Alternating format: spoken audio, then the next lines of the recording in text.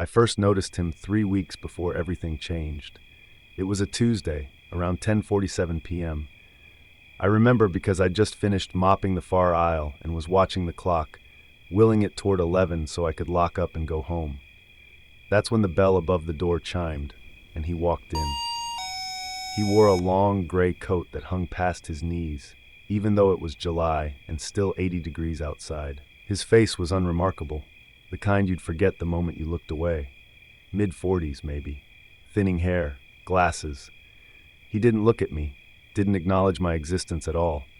Just walked straight to aisle 3, the one with canned goods and pasta, and started moving down it with slow, deliberate steps. I watched him from my position by the register, expecting him to grab something, anything. But he just walked, his head turning slightly left, then right, studying the shelves with intense focus. After 5 minutes, he moved to aisle 4, then 5, then 6. He walked every single aisle in the store, never touching a product, never reaching for his phone, never once meeting my eyes. At 10:58, he walked out. No purchase, no explanation. The bell chimed again, and he was gone. The next night, he came back. Same time, 10:47 exactly. Same coat, same silent, methodical walk through every aisle. Same departure at 10:58. I tried to greet him this time. "Evening, can I help you find something?" He didn't respond, didn't even glance my way, just continued his routine as if I were invisible. By the end of the first week, I started calling him the browser in my head. Maybe he was autistic and found comfort in routine. Maybe he was lonely. Maybe this was just his evening walk. I tried to give him the benefit of the doubt, but it was hard to ignore the pattern. He never bought anything, never carried a basket, never even pretended to shop. And he always came at 10:47, always left at 10:58, 11 minutes, every single night. During week 2, I started noticing other things. The way he paused longer in certain sections, the pharmacy aisle, where we kept sleep aids and pain medication behind the counter, the back corner near the employee break room, the exact spot where the security camera had a blind angle. He was memorizing the layout, not browsing, studying. I mentioned him to my manager, Rita, during a shift change. "Oh, him," she said, barely looking up from her paperwork. "Yeah, he's been coming in for a while. Months, maybe, long before you started." "Months?" I stared at her. "He's been doing this for months?" She shrugged. "He's not hurting anyone, not stealing, just walking. We've got weird irregulars. Don't worry about it." But I couldn't shake it. That night, I decided to speak to him directly. When he walked in at 10:47, I stepped out from behind the register and positioned myself in aisle 3, right in his path. "Excuse me, sir. I need to ask, what are you looking for? Can I help you find something specific?" He stopped. For the first time, he looked directly at me. His eyes were cold, flat, not threatening exactly, but empty in a way that made my skin crawl, like he was looking through me rather than at me. "No," he said. His voice was soft, barely above a whisper. "I'm just looking." Then he stepped around me and continued walking. My hands were shaking. He'd done nothing wrong, said nothing threatening, but every instinct I had was screaming that something was deeply wrong. Week 3 began, and his routine never varied. But now I started noticing he was taking notes. A small notebook, leather-bound, clutched in his left hand. He'd occasionally stop, write something down, then continue. On Tuesday of week 3, I watched the security footage during my break, scrolling back through weeks of recordings. There he was, night after night, walking the same path, always at 10:47, always leaving at 10:58. But I noticed something else. In the older footage, from 4 months ago, he'd been slightly different. His walk had been more natural, less mechanical.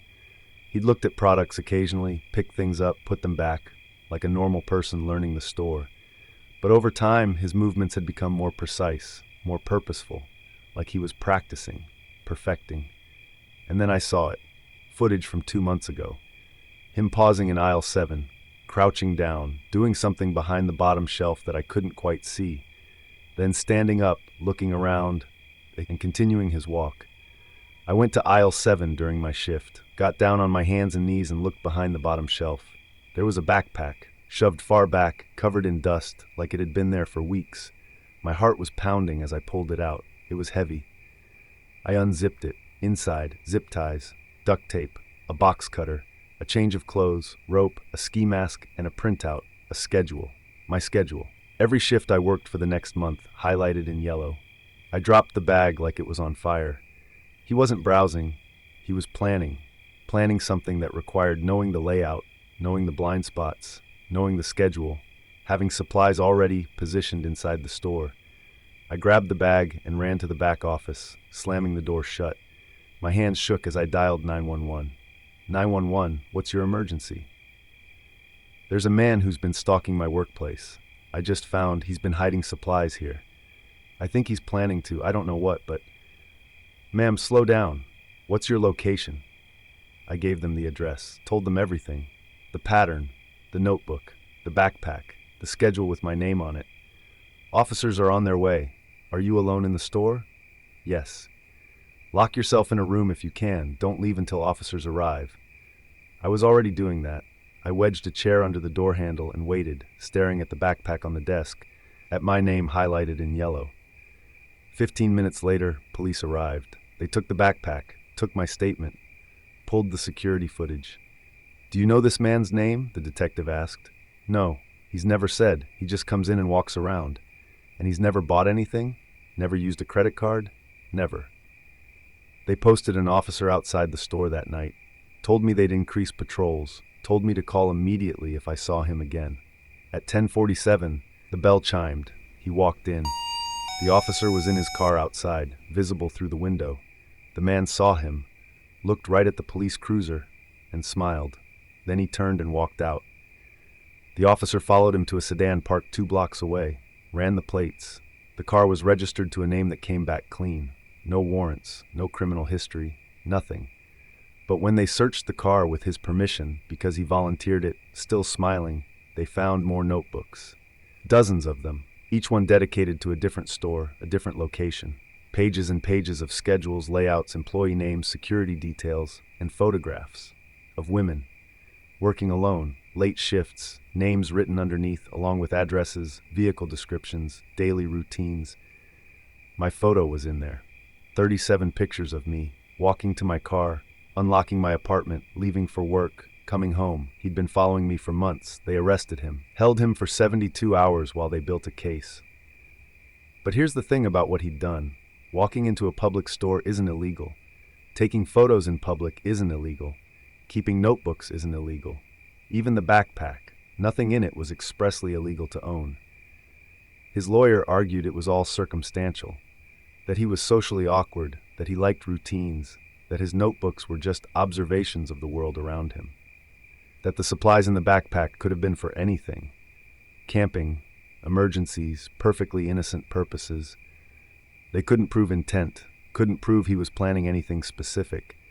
They had to let him go. The detective called me personally. He's out, I'm sorry. We're going to keep him under surveillance, but legally, we can't hold him. What am I supposed to do? I asked. File for a restraining order. Document everything. Vary your routine. And he paused. Consider carrying protection, pepper spray, a personal alarm, a self-defense class. I quit that night, didn't give 2 weeks' notice. Just told Rita I was done, and I walked out. But quitting didn't help, because he knew where I lived. For 2 weeks I saw him everywhere, sitting in a car across from my apartment, standing at the bus stop I used, in the coffee shop where I'd started applying for jobs, never approaching, never speaking, just watching. I filed for the restraining order. It was granted, 500 feet minimum distance, no contact. It didn't matter. He didn't need to get close. He just needed me to know he was there, that he was still watching, still planning, still waiting. I moved. Didn't tell anyone where, not even my parents. New apartment across town, new job at a big box store with security and cameras, and multiple employees working at all times. I changed my hair, my route to work, my entire routine. For 3 months I didn't see him. I started to relax, started to think maybe he'd moved on, found a new target, given up. Then one night, working the closing shift at my new job, I saw him, standing in the parking lot. Not close, exactly 501 feet away, I'd later learn, just outside the restraining order distance, holding a notebook, writing something down, learning the new layout, starting the pattern again. I called the police, they came, but he was outside the restricted distance, hadn't violated the order, hadn't broken any laws. They talked to him. He was polite, cooperative, said he was just taking a walk, just happened to be in the area. They couldn't do anything. That was 4 months ago. He still shows up. Not every night, but enough. Once a week, maybe twice. Always just outside the legal limit. Always watching, always taking notes. The detective says they're building a case, that eventually he'll slip up, get too close, make a real threat, that then they can do something. But I know the truth. He won't slip up. He's too careful, too patient. He's been doing this for years. The other notebooks prove that. Other stores, other women, months of surveillance, meticulous planning. And I don't know what he's waiting for. What specific conditions need to be met for him to move from planning to action? I just know that when those conditions are met, he'll be ready. And I don't know if I will be. I carry pepper spray now, a personal alarm. I took self-defense classes. I never walk anywhere alone after dark. I check my back seat before getting in my car. I vary my route home every single day. But none of it makes me feel safe, because he's still out there, still watching, still learning, still shopping in a store where the only item on his list is me. And the most terrifying thing? The system can't stop him. The police can't stop him. The law can't stop him. Not until he actually does something, and by then, it'll be too late.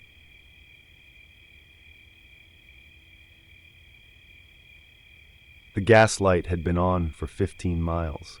I'd been pushing it, I knew, trying to make it to the next town where prices were cheaper and the stations were brighter, cleaner, safer. But the light had gone from amber to red, and the needle was kissing empty. And when I saw the glow of fluorescent lights emerging from the darkness ahead, I felt only relief. The station was old, one of those forgotten places you find on back highways. 2 pumps under a rusted canopy, a small building with soap-streaked windows, and a gravel lot sprouting with weeds. But it was open. The lights were on.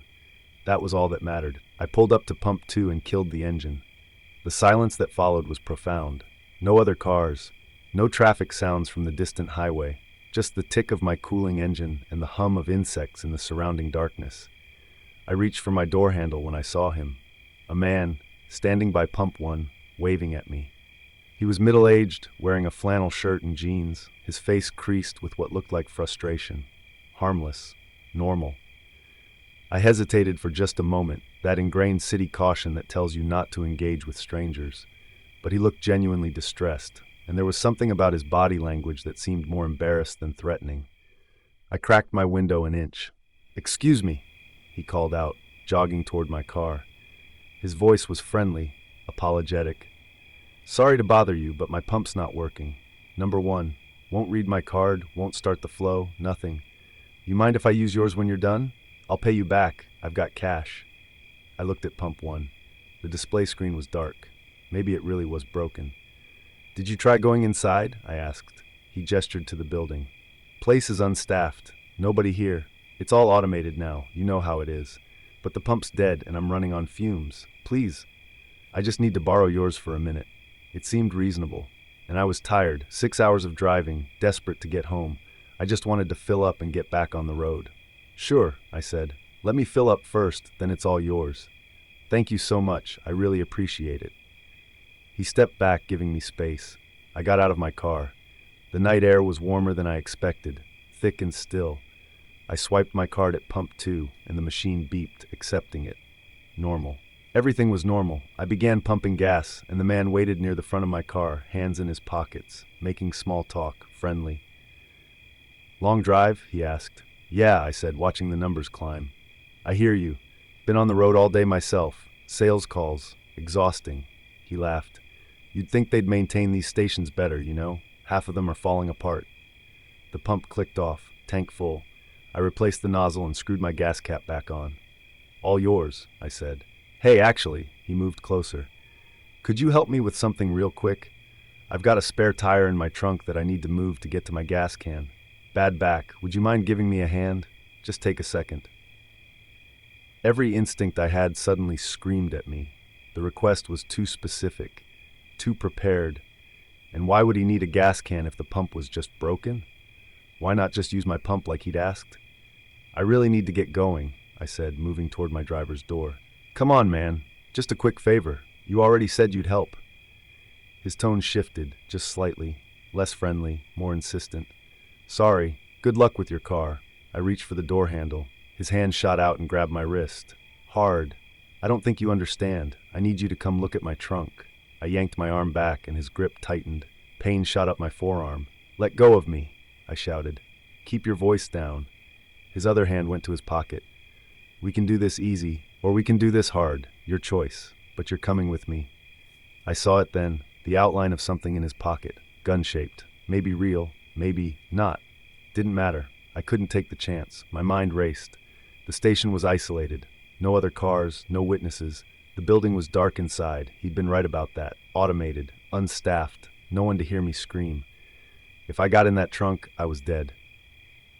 Every true crime podcast I'd ever listened to, every news story I'd read, they all said the same thing. Never let them take you to a second location. Fight here.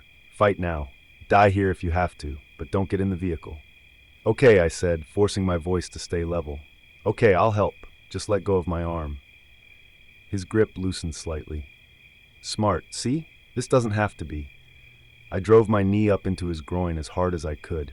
He doubled over, cursing, his hand releasing my wrist. I ran not toward my car, the keys were still in the ignition, but he was between me and the door, but toward the highway, toward the road, toward any chance of a passing car. Behind me I heard him shouting, heard his footsteps pounding across the gravel. He was faster than me, younger, stronger, and I'd been driving for 6 hours. My legs were stiff, my lungs burning. He tackled me 10 feet from the road. We hit the gravel hard, the impact knocking the wind from my lungs. I tried to scream, but I had no air. His weight was on my back, crushing me down. Stupid, he hissed in my ear. That was really stupid. Now I have to hurt you. I thrashed, bucked, tried to throw him off. My hand closed around a piece of gravel the size of a golf ball. I swung it backward, felt it connect with something soft. He grunted, his weight shifting. I rolled, swung again, caught him across the temple. Blood sprayed. He fell sideways, and I scrambled to my feet. My car. I had to get to my car. I ran back toward the pumps, and this time I made it. Yanked the door open, threw myself inside, slammed down the lock. Keys still in the ignition. Thank God. I turned the key. The engine cranked and died. No. I looked at the gas gauge, full. I just filled it. But the engine wouldn't catch. He was getting up, one hand pressed to his bleeding head, the other reaching into his jacket. Not his pocket, his jacket. And this time when his hand came out, I saw it clearly. A gun, a real one. I looked down at the steering wheel, at the button labeled OnStar. I slammed my palm against it. OnStar Emergency Services, a voice crackled through the speakers. How can we help you? I'm being attacked, I screamed. Gas station on Route 9, mile marker. I didn't know the mile marker. Just send the police. He has a gun. Ma'am, stay calm. We have your GPS location. Police are being dispatched. Stay on the line with me. The man heard it, heard the voice. He froze, 10 feet from my car, the gun hanging at his side. For a moment, we just stared at each other through the windshield. Then he ran, not toward me, away. Across the lot, to a pickup truck parked in the shadows on the far side of the building. A truck I hadn't seen because the lights didn't reach that far. The engine roared to life. He peeled out, gravel spraying, and disappeared down the highway in the opposite direction from which I'd come. Ma'am? Are you still there? He's gone, I gasped. He drove away. A pickup truck, dark-colored, maybe black or blue, I couldn't see. The police are 3 minutes away. Can you describe him? I did. White male, mid-30s, flannel shirt, jeans, brown hair. Average. Forgettable. The kind of face you'd never remember unless it was the last thing you saw. The police arrived, took my statement, ran my license, asked me the same questions 5 different ways, like they were checking to see if my story would change. It didn't. They found evidence, his fingerprints on my car door handle, blood on the gravel from where I'd hit him, tire tracks from his truck. And when they checked the security camera on the building, the one that was supposed to be broken, supposed to be non-functional, it was recording, had been recording the whole time. They found him 2 days later at a hospital 3 counties over, getting stitches for the gash on his head. In his truck, they found zip ties, duct tape, a shovel, and a tarp. In his phone, they found searches. Isolated gas stations Route 9, broken security cameras, how to disable OnStar. He'd done this before. Not the same way, not the exact same setup, but enough that there was a pattern. 3 women in 2 years, all from gas stations on rural routes. All disappeared, all still missing. I was supposed to be number 4. The detective told me I'd done everything right, fought back, refused to go to a second location, used the emergency system in my car. But what he didn't say, what I could see in his eyes, was that I'd also gotten lucky. Lucky that OnStar worked, lucky that the system connected, lucky that the police were close enough, lucky that he ran instead of shooting. So much of survival is just luck. I don't drive long distances alone anymore. I plan my stops, stick to busy stations, fill up during daylight hours. I check my back seat before I get in. I keep my doors locked, my phone charged, my awareness sharp, and I never ever help strangers at gas stations. Not because I'm cruel, not because I lack empathy, but because I know now what people are capable of. I know how normal they can seem, how reasonable their requests, how quickly a simple favor can turn into a fight for your life. The man is in prison now, life sentence. They connected him to the 3 missing women through forensic evidence. He'll never get out. But sometimes late at night, I still think about that moment when I first saw him, standing by the broken pump, waving for help, looking so normal, so harmless. And I think about all the people driving Route 9 right now, running low on gas, seeing those lights in the distance, pulling over to a station that seems safe. I think about the moment when someone waves at them, when someone asks for help, when someone seems friendly, reasonable, harmless, and I wonder how many of them will say yes, how many will get out of their cars, how many will never make it home.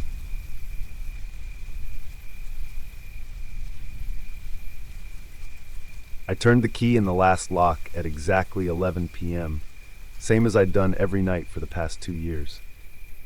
The Sunset Gas and Go wasn't much, just a small station on Route 9 with 4 pumps, a convenience store that smelled like old coffee and air freshener, and a parking lot that was too dark because half the overhead lights had been burned out for months. Corporate kept promising to send someone to fix them. They never did.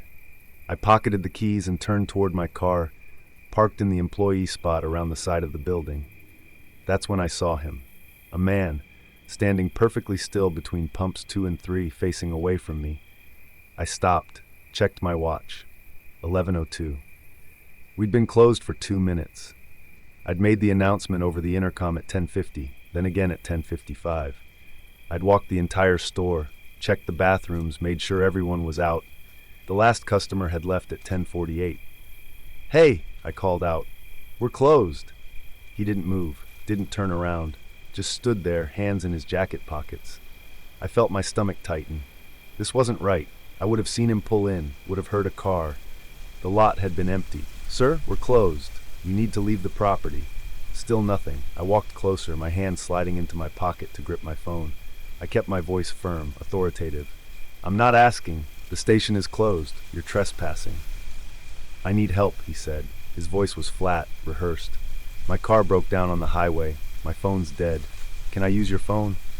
Every alarm bell in my head started ringing. I'd worked retail long enough to know this script. The approach, the reasonable request, the way he wasn't turning around, wasn't showing me his face, wasn't giving me a chance to read his intentions.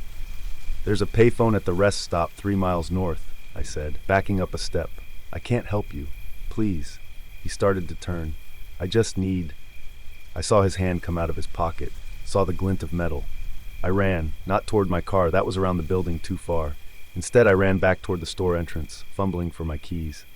My hands were shaking so badly I dropped them. They clattered onto the concrete.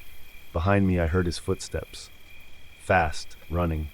I snatched up the keys, jammed the wrong one into the lock, cursed, tried another. The door swung open and I threw myself inside, slamming it shut behind me. My fingers found the deadbolt, twisted it home. He hit the door a second later. The glass shuddered but held. "Open the door." His voice was calm now, cold. "I'm not going to hurt you if you cooperate." I could see him clearly now through the glass. Mid-30s, average height, wearing a dark jacket and jeans. His face was unremarkable, the kind you'd pass on the street without a second glance. In his right hand, he held a hunting knife with a 6-inch blade. "The police are on their way," I shouted, my voice cracking. I pressed the silent alarm. He smiled. It wasn't a nice smile. No, you didn't. There is no silent alarm. I've been watching this place for 2 weeks. I know there's no alarm system. I know you close alone every night. I know you park around the side where nobody can see. I know the cameras stopped working 6 months ago and your boss never fixed them. He was right. All of it. We'd had 2 robberies last year, and after the second one, I'd begged my manager to install a proper security system. He'd said it was too expensive.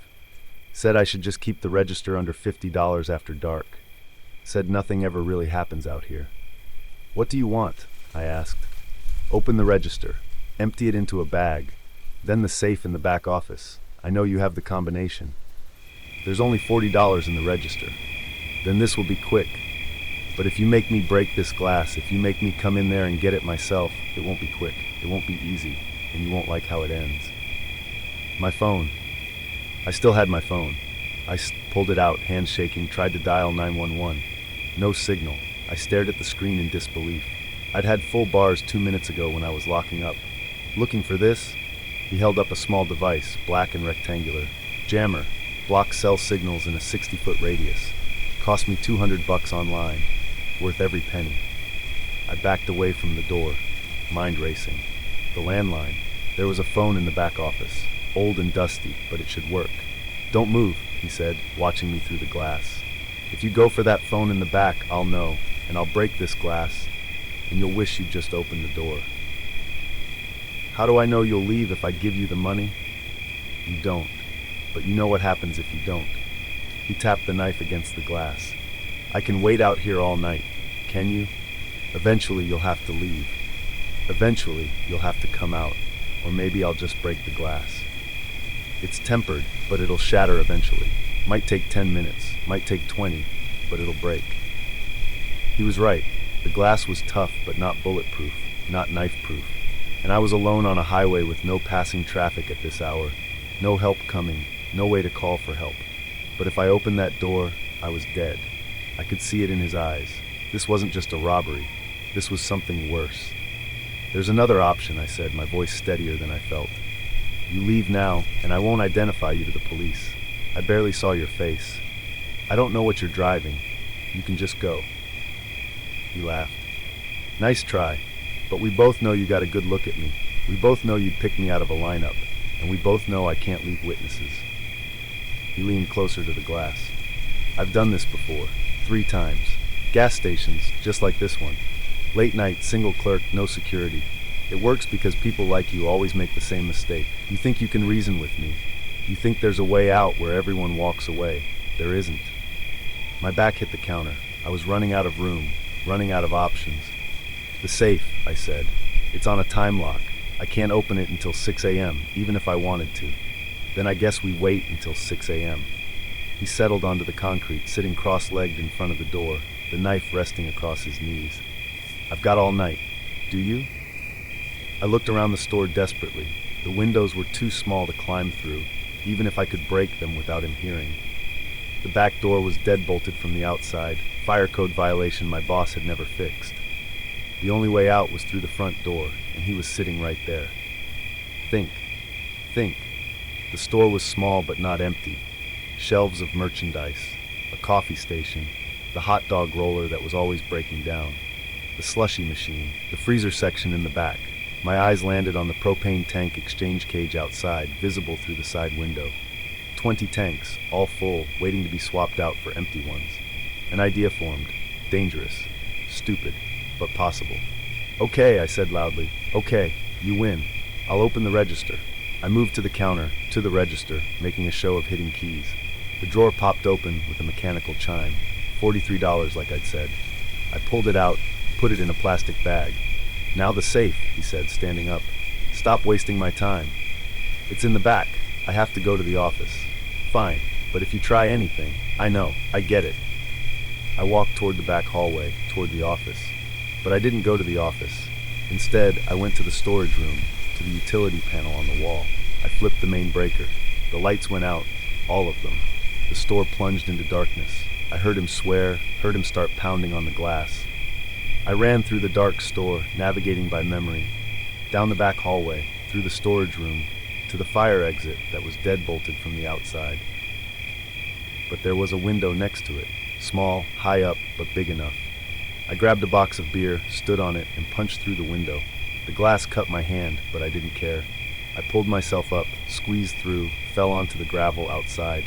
I hit the ground hard, pain shooting through my ankle. But I got up, limping, running around the side of the building to the propane cage. Behind me, I heard glass shatter. He was inside. I grabbed a propane tank, twisted the valve open. The gas hissed out, invisible and deadly. I opened another, then another. 5 tanks, all spewing propane into the night air. Then I ran, away from the building, across the parking lot, into the field beyond. I was 50 yards away when I heard him come around the building, shouting my name. He'd figured out where I'd gone. I pulled out my lighter, the one I kept for lighting birthday candles on cakes we sold. Clicked it once, twice. The flame caught. "Hey!" I screamed. "Over here!" He turned, saw me, started running toward me. I threw the lighter. It arced through the air, tumbling end over end, the tiny flame dancing. It landed in the grass between us. For a second, nothing happened. Then the propane reached it. The explosion wasn't Hollywood huge, but it was enough. A wall of flame erupted, racing back toward the tanks, toward the station. He was caught in the middle of it, screaming, and then I couldn't see him anymore through the fire. I kept running, across the field, to the highway. Flagged down the first car I saw. The police came, the fire department came. They found him in the parking lot, burned but alive. He'd survive, they said. Long enough to go to prison. They found the knife, the jammer, and when they searched his car, they found things that made the officers go quiet and exchange looks. Things they wouldn't tell me about. Things that confirmed he wasn't going to just rob me and leave.